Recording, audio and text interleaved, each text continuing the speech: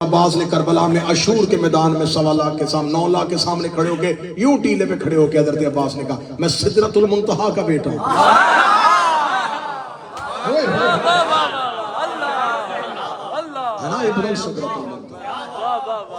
میں سدرۃ المنتہا کا بیٹا ہوں, میں کعبہ قوسین کا بیٹا ہوں, میں حجاب الحم کا بیٹا ہوں. اب میں بالکل ختم کر رہا ہوں, یہ سب تشریف فرما ہوئے. مولا حضرت امیر المومنین نے حضرت عقیل کو بھیجا. اب جب ہم نے تاریخ سے پوچھا کہ مولا نے جناب عقیل کو کیوں بھیجا, انہوں نے کہا جناب عقیل کو اس لیے بھیجا کہ جناب عقیل علم الانصاف کے واقف تھا. عرب کے لوگوں کے نسب حضرت عقیل کے پاس محفوظ تھا. حضرت عقیل کے پاس پورا دفتر تھا عربوں کے قبیلوں کے انصاف کا نسل کا. بلکہ تاریخ علم الانصاف والے کہتے ہیں کہ حضرت عقیل علم الانصاف کے اتنے ماہر تھے, یہ چلتے ہوئے بندے کی چال دے کے بتا دیتے تھے کس قبیلے کا, یہ ریت پہ پاؤں کا نشان دے کے بتا دیتے تھے کس قبیلے کا بندہ ہے, یہ شانوں کی حرکت سے بتا دیتے تھے کہ کس کا بیٹا ہے. یہ علم الانصاف کے اتنے ماہر تھے. جب میں نے تاریخ سے پوچھا کہ حضرت عقیل سے کیوں کہا, انہوں نے کہا علم الانصاف کا ماہر تھا. میر صاحب عقل نے تسلیم کر لیا, عقیدہ تسلیم نہیں کر رہا تھا. اس لیے کر رہا تھا کہ بے شک حضرت عقیل علم الانصاف کے ماہر تھے, لیکن پوچھ کون رہا ہے جو نہیں بولے اس کے لیے جملہ کو پوچھ وہ رہا ہے جس کی تلوار شجرے جانتی ہے, جس علی کی زلفکار گردن پہ جا کے شجروں میں جھانکتی ہے. وہ جناب عقیل اس لیے پوچھ رہے تھے کہ وہ علم الانصاف کے ماہر ہیں. اب اس پہ دلائل دینے کے لیے جاؤں گا تو 20-25 منٹ لگ جائیں گے. آدھے منٹ میں دلیل دے دیتا ہوں. حضرت امیر المومنین کا جناب عقیل سے یہ کہنا کہ مجھے عرب میں کوئی بہادر خاندان ڈھونڈ کے دیجئے, یہ بالکل ایسے ہی ہے جیسے اللہ نے موسیٰ سے پوچھا تیرے ہاتھ میں کیا ہے. جیسے خدا نے موسیٰ سے پوچھا تھا کہ تیرے ہاتھ میں کیا ہے, اللہ کو بھی تھا کہ ہاتھ میں کیا ہے, لیکن قرآن کہتا ہے کہ خدا نے کہا اے موسیٰ تیرے ہاتھ میں کیا ہے. تو حضرت موسیٰ نے عصا کا قصیدہ پڑھنا شروع کر دیا. یہ میرے ہاتھ میں عصا ہے, اس سے میں پتے بھی توڑ لیتا ہوں, بکریاں بھی ہانک لیتا ہوں, سرہانہ بھی بنا لیتا ہوں, چادر تان کے خیمہ بھی بنا دیتا ہوں. صرف خدا نے پوچھا تھا کیا ہے, موسیٰ نے یہ بھی بتا دیا کیا کیا ہے. صرف یہ پوچھا تھا کیا ہے, موسیٰ نے یہ بتا دیا کیا کیا ہے. فرشتوں نے صرف اتنا ہی پوچھا تھا چادر کے نیچے کون ہے. خدا نے قصیدہ پڑھ دیا ہم فاطمہ تو جناب امیر المومنین سے اتنا پوچھا کہ بہادر خان بسم اللہ جی اتنا پوچھا کہ کون ہے. جناب عقیل نے کہا میں ایسے خاندان کو جانتا ہوں جو عرب کے اتنے بہادر ہیں. حزام کا تعارف کروایا, خالد کا تعارف کروایا, عامر کا تعارف کروایا, طفیل کا تعارف کروایا, ربیہ کا تعارف کروایا. جب جناب عقیل نے بی بی ام البنین کے خاندان کے صفات پڑھے, مولا فرمایا مجھے بھی یہی خاندان چاہیے. جناب عقیل آ کے بی بی ام البنین کے بنی کلاب میں آ کے مہمان ٹھہر گئے. 3 دن مہمان بنے رہے. 3 دن کے بعد جناب ام البنین کے باپ جناب حزام نے جناب عقیل سے کہا کہ آپ 3 دن رکے, ہم نے مہمان نوازی کی, آپ ہاشمیوں کا سردار ہیں, پوچھنا چاہتا ہوں کہ میرے قبیلے میں آنے کی غرض اور نیت کیا ہے. وہ کون سی ایسی غرض ہے جو سردار مکہ کو بنی کلاب کے اس چھوٹے سے سردار کے گھر لے آئی. جناب عقیل نے کہا کہ اے بنی کلاب کے رئیس و سردار, میں تمہیں یہ بتانے آیا ہوں کہ ہم چاہتے ہیں کہ ہم اپنے ہاشمی خاندان کے کسی ایک فرزند کا عقد آپ کے قبیلے میں کریں. اتنا کہنا تھا کہ جناب حزام نے سر اٹھایا, سر اٹھا کے کہتا اے عقیل ابن ابی طالب, ویسے تو ہاشمیوں میں ہر جوان ہی اپنی علیحدہ صفت اور پہچان رکھتا ہے, لیکن کیا میں پوچھ سکتا ہوں کہ آپ کسی خاص شخص کے لیے آئے ہیں. اتنا کہنا تھا یہ جناب عقیل کے چہرے کی رنگت تبدیل ہوئی اور چہرے پہ خوشی کی سرخی آئی. فرمایا حزام میں اپنے بھائی علی کے لیے آیا ہوں. علی کا نام مانا تھا, فرمایا ابو طالب کا بیٹا علی. فرمایا ہاں ابو طالب کا بیٹا علی. جناب حزام کا جملہ سننا اور حضرت عباس کی زری پہ جا کے سجدہ کر دینا. جناب حزام سر اٹھا کے کہتے اچھا علی کا رشتہ میرے قبیلے میں, ہاں علی کا رشتہ آپ کے قبیلے میں. اتنا کہنا تھا جناب حزام نے اپنے سر سے اپنے دستار کو اتارا, سر سجدے میں رکھا, شکر ہے میرے گھر اس کا رشتہ آیا جو تیرے گھر آیا تھا.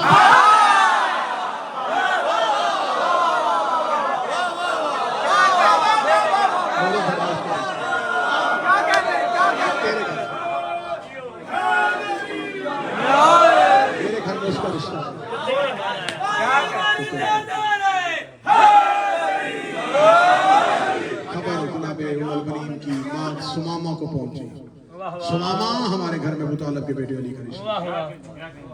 جناب ام البنین کی والدہ جناب سمامہ بنت سہیل کہتی ہے میرا وہ داماد بنے گا جو خدیجہ کا داماد ہے,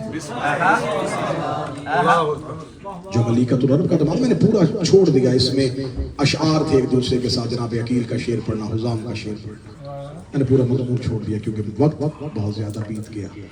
آخر جناب فاطمہ انقلابی ہے, جناب ام البنین کی ڈولی امیر المومنین کی. اس شہزادی نے دہلیز سیدہ پہ آ کے اپنا پاؤں نہیں رکھا, اپنی پیشانی رکھی اور پیشانی رکھ کے کہا اے دہلیز فاطمہ گوا رہنا, میں حسنین کی ماں بن کے نہیں, حسنین کی کنیز بن کے.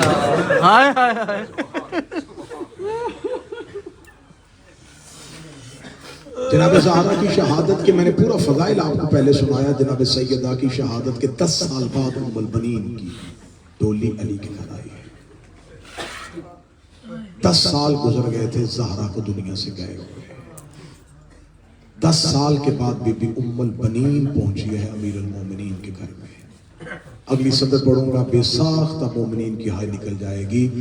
10 سال کے بعد بھی زہرا کے بچوں کو ماں کی شہادت نہیں بھولی. 10 سال کے بعد بھی ایسے چیخیں مار کے روتے تھے جیسے کل جنازہ اٹھا ہوا. جناب ام البنین کے لیے جناب ام البنین کی زیارت میں بنا جاتا ہے ناصرہ آل محمد. یہ آل محمد کی نصرت کرنا ہے. جناب زہرا کا سب سے زیادہ مصائب جس نے اشعار اور نوحوں کی صورت میں پڑھا وہ بی بی ام البنین. صدقے یہ جناب زہرا کی ذاکرہ تھی. یہ مدینے کی عورتوں کو اکٹھا کر کے جناب زہرا کے مصائب سنا رہا. کتابیں کہتی ہیں کہ جمادی الثانی کا مہینہ طلوع ہوتا تو ام البنین عاشورہ زہرا منایا کرتی تھی. ام البنین کی حالت تبدیل ہو جاتی. جیسے جمادی الثانی کا چاند طلوع ہو جاتا, بی بی ام البنین اپنے آپ کو حجرے میں بند کرتی, حجرے میں بند کر کے ایسے نوحے پڑھتی کہ قبر محمد لرز ہوتی. بی بی ام البنین دیکھ کے کہتی جمادی الثانی ہے, جمادی الاخر کا چاند تو میری زندگی میں طلوع ہوا ہے, میں کیسے زہرا کے صحن میں کھڑے ہو کے تجھے دیکھوں. میں بی بی ام البنین کا پہلا شعر پڑھنے لگا ہوں, جو شعر آج بھی مولا امام حسین کے حرم میں کل گیا تھا. جو بی بی ام البنین کے حوالے سے بینر لگے نا مولا حسین کے حرم میں, اس میں سے ایک بینر میں بی بی ام البنین کا وہ شعر لکھا ہوا. بی بی ام البنین نے جمادی الاخر کے چاند کو دیکھ کے کہا اے جمادی الاخر کا چاند, میں تجھے زہرا کی حویلی میں کھڑے ہو کے کیسے دیکھوں, کیونکہ تو نے آسمان سے محمد کی بیٹی کو زخمی دیکھا. تو شہادت زہرا کا گواہ, تو نے مصائب زہرا دیکھے. یہی وجہ ہے کہ جناب زہرا ہی کی شہادت کے مہینے میں جناب ام البنین 13 جمادی الثانی دنیا سے چلی. بی بی ام البنین کے پورے مصائب ہیں, پورا مصیبت ہے بی بی ام البنین کا. جب مولا علی کے گھر میں آئی, آل محمد کے ساتھ کیسے رہی, علی کی بیٹیوں کے ساتھ سلوک کیسا رکھا. موضوع بہت لمبا ہو جائے گا, میں بالکل قریب سے کرنے لگا ہوں. کربلا ہو گئی, ام البنین کے 4 بیٹے کربلا میں مارے.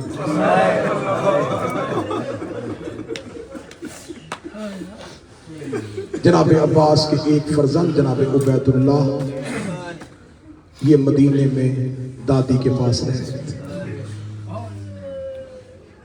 جناب عبید اللہ کو سامنے بٹھا کے بی بی ام البنین علی کی شجاعت سنایا کرتی تھی, سامنے بٹھا کے عباس کی شجاعت سنایا کرتی تھی. جب واقعہ کربلا کے بعد سادات لٹ کے آئے ہیں تو بی بی ام البنین کو جو شہزادہ سہارا دے کے لایا وہ عبید اللہ تھا. بہار میں علامہ مجلسی کہتے ہیں عبید اللہ کو دیکھا سجاد کی آنکھیں رو پڑی, چیخیں مار کے سجاد روئے. فرمایا اماں یہ چچا عباس کا بیٹا ہے؟ فرمایا ہاں یہ عبید اللہ ہے. علامہ مجلسی کہتے ہیں کہ کربلا کے بعد جب عبید اللہ آتے سجاد اٹھ کے کھڑے ہو جاتے. عباس کا چھوٹا بیٹا آتا تھا اور حسین کا بڑا بیٹا اٹھ جایا کرتا.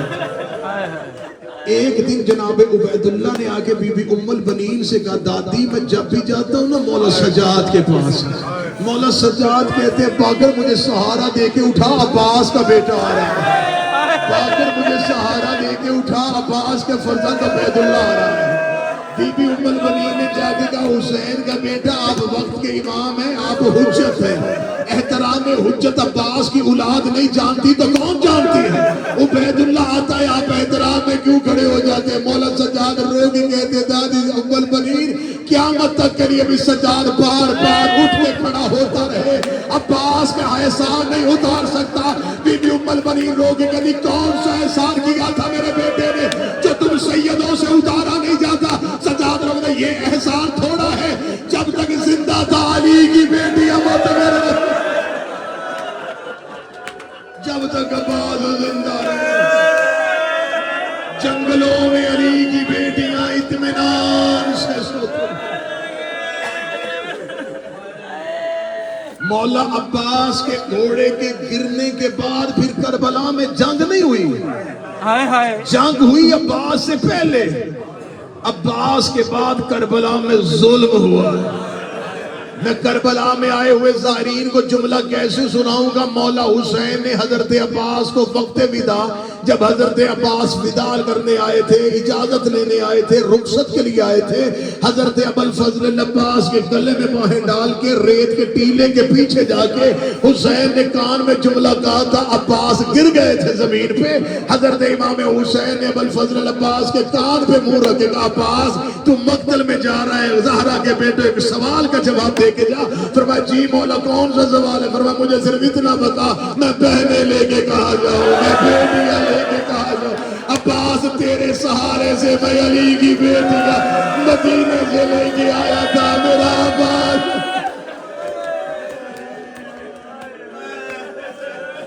چار بیٹے بی بی ام البنین کی، سرکار حضرت ابوالفضل عباس، جناب عبداللہ ابن علی، جناب عمران ابن علی، جناب جعفر ابن علی، ایک کے پہلو پہ نیزہ لگا کربلا میں، ایک کے سینے پہ نیزہ لگا کربلا میں۔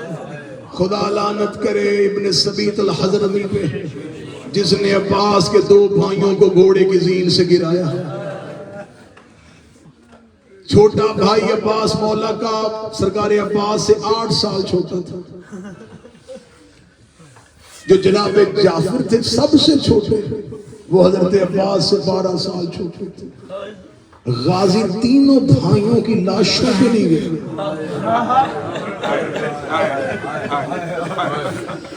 حضرت عباس اپنے 3 سگے بھائیوں کی لاش پہ نہیں گئے۔ ہاں جب حسین کسی لاش پہ جاتا تو عباس پہلے کھڑے ہوتے تھے۔ بی بی ام البنین مدینے میں 4 مٹی کی قبریں بناتی، بنانے کے بعد گرا کے پھر ایک بنا لیتے۔ عورتیں پوچھتی یہ کون سی قبریں بناتی ہے؟ کہتی پہلے بیٹوں کی بناتی، پھر یاد آتا میرا ان بیٹوں سے کیا تعلق، میں تو حسین کی ماں۔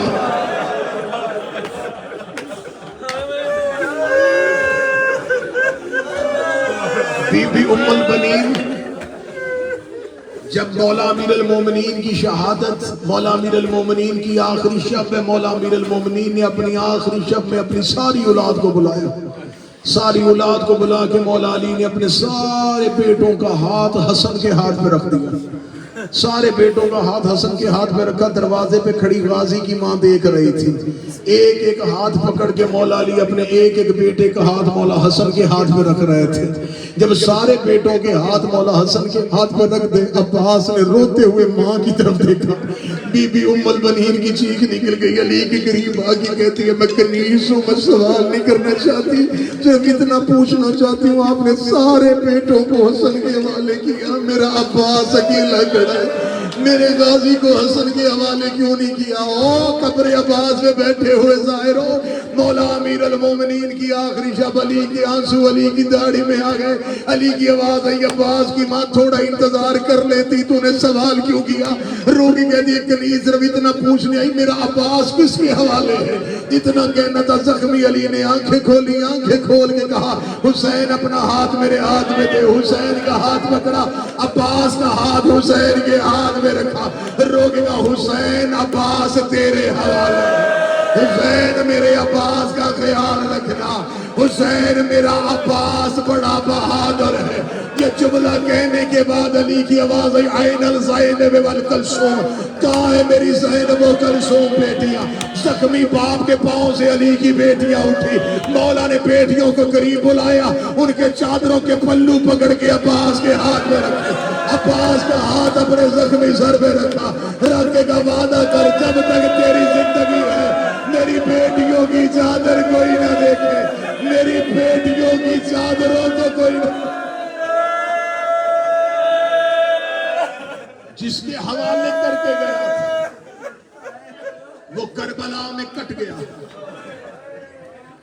میں نے جملہ پڑھا، میں آخری 2 منٹ پڑھنے لگا ہوں۔ عباس کربلا میں قتل نہیں ہوئے، عباس کربلا میں کٹ گئے۔ میں پوری ذمہ داری کے ساتھ لفظ کہنے لگا ہوں، سادات و غیر سادات سے معافی مانگ کے مقتل کا ضامن ہو کے حضرت عباس کے صرف بازو نہیں کٹے تھے، ان ملعونوں نے حسین کے آنے سے پہلے عباس کے بدن کو کاٹ دیا تھا۔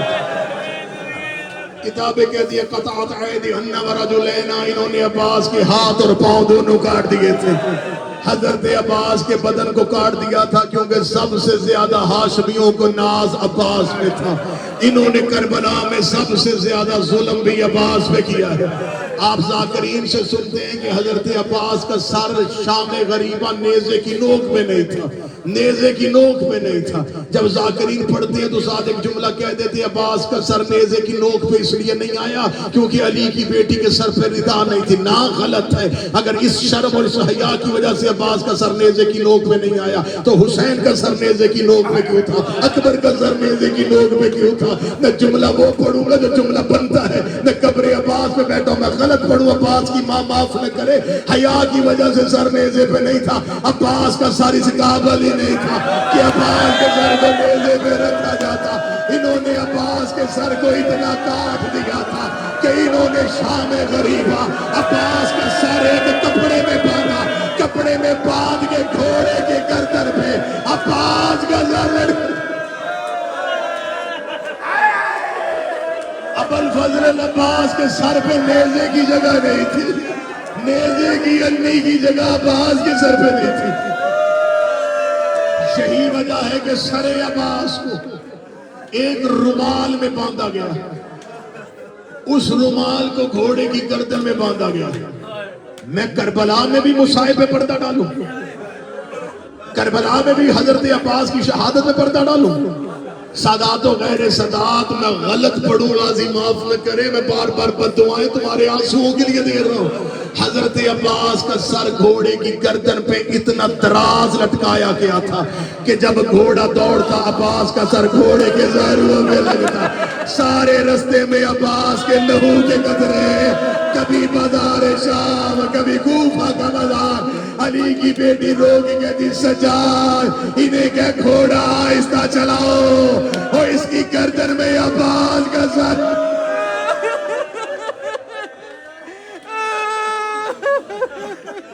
یہ کوفہ پہنچے یا یہ شام پہنچے؟ جس ملعون کے پاس پہنچتے وہ پہلا سوال کرتا عباس کہاں ہے؟ یہ کہتے ہم نے عباس سے بڑا بدلہ لیا ہے، ہم نے عباس کے بدن کو کربلا میں کاٹا، ہم نے عباس کے سر کو کئی حصوں میں تقسیم کیا۔ یہی بی بی ام البنین، آخری 30 سیکنڈ کی مجلس، یہی بی بی ام البنین کربلا کے بعد، واقعہ کربلا کے بعد اپنی پوری حیات طیبہ میں غازی کی ماں ایک ہی بار کربلا آئی ہے، پھر اس کے بعد عباس کی ماں آنے کی قابل نہیں رہی۔ یہ تو ان کا کرم ہے جو ہمیں سال میں کئی بار بلا لیتے ہیں، ورنہ کربلا سے جانے کے بعد زندہ رہنے کا تصور کیا ہے؟ عباس کی ماں زندگی میں ایک بار کربلا آئی ہے، جب بی بی کربلا میں پہنچی تو کمر جھک چکی تھی، سر کے بال سفید تھے، آنکھوں کی بینائی چلی گئی تھی. جناب امام محمد باقر دادی کو اپنے ہاتھ کا سہارا دے کے کربلا لائے، جہاں آج بھی باب ام البنین ہے، یہاں تک پہنچی تھی. غازی کی ماں رو کے کہتی ہے باقر بیٹا مجھے کہاں لے کے آیا ہے؟ فرمایا اماں آپ کو عباس کی قبر پہ لے کے آیا ہو. رو کے بی بی کی ایک نظر عباس کی قبر کی طرف کہیں چہرہ پھیرا، رو کے دی میں غازی کو رونے نہیں آئی، مجھے حسین کی قبر پہ لے جا. میں اپنے بیٹے کو رونے نہیں آئی، مجھے حسین کی قبر پہ لے جا. قبر حسین کی طرف بی بی ام البنین کے قدم بڑھے تھے، یا قبر حسین سے آواز آئی نا ماں میری قبر میں آنے سے پہلے ایک بار عباس کی قبر پہ جائیے.